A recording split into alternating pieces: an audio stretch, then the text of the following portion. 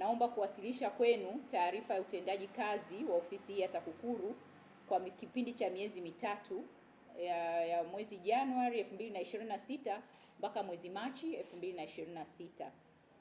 Ndugu waandishi wa habari, taarifa ninayoiwasilisha kwenu leo ni kama nilivyosema, ni ya utendaji kazi wa hiyo miezi mitatu, na nitaanza na jambo la uzuiaji ambalo TAKUKURU imelifanya kwa mafanikio na imeweza kudhibiti uuzwaji ambao ulikuwa unataka kufanyika kinyume na utaratibu cha viwanja vyenye thamani ya bilioni 3 kama ifuatavyo: kwamba kupitia kazi ya uchambuzi wa mifumo ambayo inafanywa na ofisi ya TAKUKURU, kama tunavyofahamu, tuna majukumu ya uchunguzi, tuna majukumu ya uelimishaji, lakini pia tuna majukumu ya uzuiaji rushwa.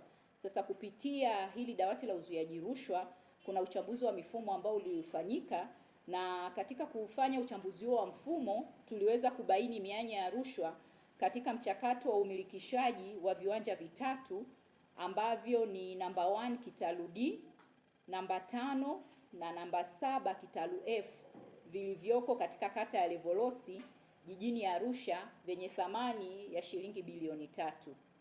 Uchambuzi huo uliofanywa na ofisi ulibaini uwepo wa nyaraka zenye taarifa za uongo ambazo ziliwasilishwa katika halmashauri ya jiji la Arusha na ziliwasilishwa pia kwa ofisi ya kamishna wa ardhi msaidizi mkoa wa Arusha. Na baada ya kuwasilishwa kwa nyaraka hizo, ilibainika kwamba zilikuwa na taarifa za uongo na ziliwasilishwa makusudi kwa malengo mbalimbali, lakini mmoja wa lengo ilikuwa pia ni kukwepa kodi. Uhamishaji wa viwanja hivyo, baada ya ofisi kufanya ufuatiliaji na kugundua kwamba uhamishaji ulifanya kinyume na utaratibu, iliweza kufanikisha kuzuia hilo nia ovu ambayo ilikuwa inataka kufanyika, na kupitia uhamisho wa hivyo viwanja wa umiliki wa viwanja tajwa, nyaraka zifuatazo zilibainika kwamba zimewasilishwa lakini zilikuwa na taarifa za uongo. Nyaraka hizo ni mikataba ya mauziano yenye thamani ya milioni 500 kwa kila kiwanja. Thamani hii ilikuwa ni kinyume na thamani halisi ya mauzo ambayo ilibainika kwamba kila kiwanja kilikuwa kimeuzwa kwa bilioni 1, lakini wao waliwasilisha taarifa kwamba vimeuzwa kwa milioni 500. Lakini pia kulikuwa na fomu ya ridhaa ya warithi na fomu ya kuhamisha haki miliki ya ardhi. Hii inafahamika kama land form number 35 ambayo ilikuwa na thamani ya milioni 500 kwa kila kiwanja.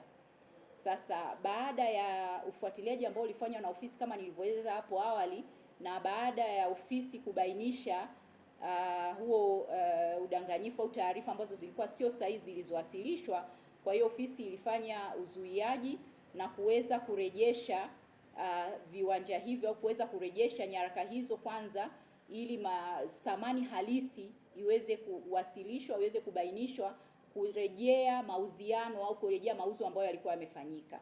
Kwa majina anaitwa Frenki John Mzikuntwe, ni kamishna ardhi msaidizi mkoa wa Arusha. Mwaka jana mwezi wa 5 tulipokea maombi ya uhamisho kutoka kwa msimamizi wa mirathi anaitwa Abdi Jama Ahmed, ambaye alikuwa ni msimamizi wa mirathi ya Ahmed Jama, ambapo baada ya kupokea hayo maombi yalikuwa processed ya halmashauri na baadaye yakaja kusajiliwa. Maombi hayo yalikuwa yanahusisha viwanja vitatu ambavyo ni kiwanja namba 1, 5 na 7 kitalu F, eneo F katika jiji la Arusha. Maombi hayo baada ya kupokelewa yalionekana yalikuwa kila kiwanja katika hivyo viwanja vitatu vilikuwa vina thamani ya milioni 500 kila kimoja. Baada ya kupokelewa na kuchakatwa na kuwasilishwa ofisini kwetu kwa ajili ya usajili, baadaye tulipokea malalamiko kutoka kwenye familia, kwa sababu aliyeuza alikuwa ni msimamizi wa mirathi, na taratibu zetu zinataka msimamizi wa mirathi lazima apate ridhaa ya warithi, ambapo kwenye maombi hayo ilionekana kama ridhaa ya warithi pia zipo.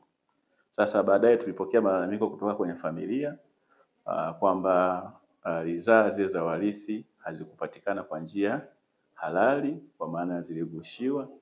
Lakini pia Kitukuu cha familia cha Mzee Jama, kwa kweli tulivyoambiwa tumeuziwa nyumba na yule ni babu yangu, tulipitia hali ngumu, tulipitia changamoto, tulikuwa hatulali, tunakesha tukilia, maana tulikuwa hatujui tutakapoelekea, na tulipewa muda wa wiki moja tu tunatakiwa tuondoke na kuhama, tuachie nyumba kwa sababu ya mtu anataka kufanya biashara zake.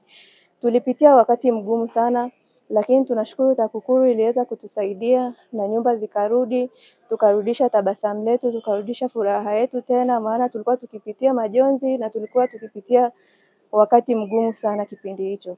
Nawashukuru sana TAKUKURU Arusha kwa kuweza kutusaidia kuturudishia nyumba zetu.